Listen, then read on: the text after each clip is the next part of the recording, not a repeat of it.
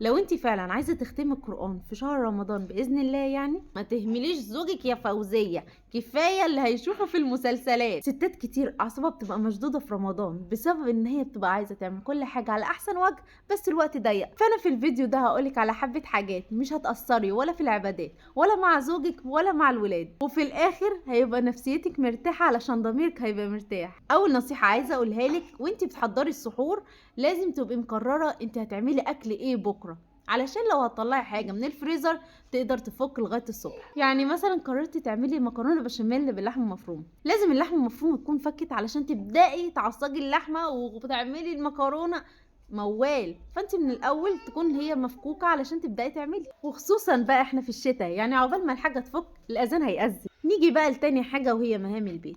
اكتبي اولوياتك وشوفي ايه المشاوير اللي انت هتبداي بيها، ايه الحاجات اللي انت عايزه تعمليها النهارده، علشان ما يبقاش اخر اليوم عندك ضغوطات اللي هو انا ما خلصتش حاجه، انا ما عملتش حاجه. لا، شوفي ايه الاولويات وابداي بيها، ان شاء الله تكتبيهم في ورقه او على الموبايل. تالت حاجة بقى، لو عندك ولاد صغيرين ولسه مش بيصوموا ما تغيريش نظام يومهم. يعني لو في العادي بيناموا الساعة 11 نيميهم كل يوم الساعة 11، وطبعا تستغلي الوقت اللي هم نايمين فيه، يعني تجهزي الاكل لبكرة عشان لما تبقي صايمة يبقى الموضوع اسهل بكتير، او تنامي لك شوية تاني، او ممكن تقري الورد اللي انت متفقة مع نفسك عليه. والنقطة دي توصلنا للنقطة اللي بعدها. لو انت فعلا عايزة تختمي القرآن في شهر رمضان بإذن الله، يعني لازم تخصصي ساعة معينة كل يوم انت عارفة ان الوقت ده محدش هيزعجك فيه. يعني مثلا في الساعة دي الولاد في المدرسة، لو انت ولادك قاعدين معاكي زي حالاتي كده هتصحي قبلها بساعة، يعني تصحي قبليهم بساعة وتقري القرآن اللي عليكي علشان محدش يزعجك الوقت ده. خامس حاجة، لو في مشاوير تقدري تعمليها دلوقتي قبل رمضان اعمليها، علشان اول حاجة الوقت ضيق في رمضان،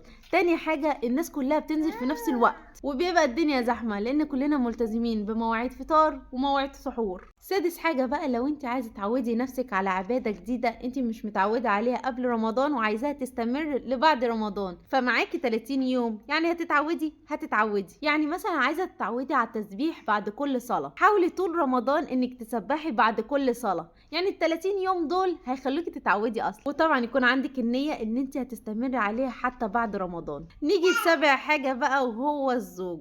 ما تهمليش زوجك يا فوزية. كفاية اللي هيشوفه في المسلسلات. واحدة تيجي تقولي في ايه يا ايه احنا صايمين. حبيبتي صايمة بس تحافظي على شكلك، مظهرك يبقى كويس حتى وانت صايمة عادي، يعني ما قصدتش حاجة. في ستات بتهمل نفسها قوي وخلاص بقى تتسحل في المطبخ ويبقى هدومها مبقعه علشان كانت بتعمل مواعين والاكل وبعمل لكم الحلو والحادق. لا يا ماما، اقفي في المطبخ بس بكامل اناقتك عادي جدا. الست الحلوه مش اللي هي بتحط ميك اب، لا، شعرها متسرح، لبسها نضيف، ريحتها حلوه كنظافه، مش رشه برفانات ولا حاجه. كده نكون خلصنا الفيديو. تعالي لي بقى قولي لي عملتي ايه في تجهيزات رمضان؟ عملتي اللي هي التفريزات ولا مسحتي الشقه ولا خلصتي سجاد ولا عملتي ايه؟ انا المطبخ بس طلع عيني وطلع لكم دلوقتي وانا مفرهده وخلاص على اخري علشان اكون يعني قد كلمتي، وبنزل الساعه 7 كل جمعه. بس كده ما تنسوش تعملوا اشتراك لو عايزين تشوفوني تاني.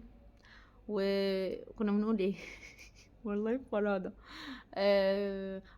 كومنت حلو زيك، بس اكتبي لي في تعليقات وصلتي لغاية فين في تجهيزات رمضان والشقة والليلة دي. سلام.